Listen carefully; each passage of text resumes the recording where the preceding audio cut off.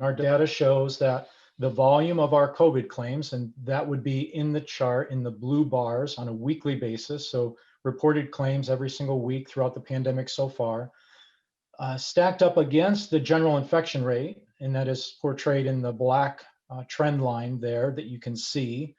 And what we find, and you can see from that, is that the volume of COVID claims that we've seen generally falls in line with the general infection rate, with roughly, at least from our experience, a 2 to 3 week lag. Now, we find that investigations are very important in these cases to determine compensability. Many of the reported COVID claims are actually non-compensable due to the fact that the injury or the illness did not arise out of the course and scope of the individual's employment. Claims, though, for specific high-risk professions where exposure is unavoidable are often compensable. And for example, we find that the majority of our compensable COVID claims are really coming from the industry of healthcare, as you would probably expect. Now, the other thing that we can learn is considering the severity of symptoms, and that's portrayed in the bottom half of this slide in front of you. Now, think of this as reported severity of symptoms of our COVID claims compared to that of the general US population.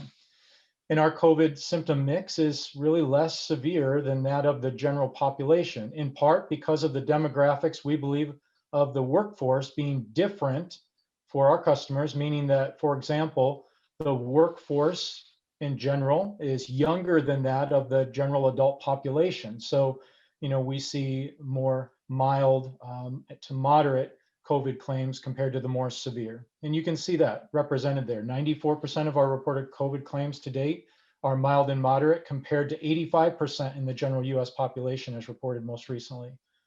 We also see a 4% hospitalization rate compared to 12% in the general population. And that would be a little different than what you see more broadly. We also see, as you can see on that chart, a 2% ICU rate, and that ICU rate being, kind of similar to the general population, but the mortality in those ICU patients being a little less.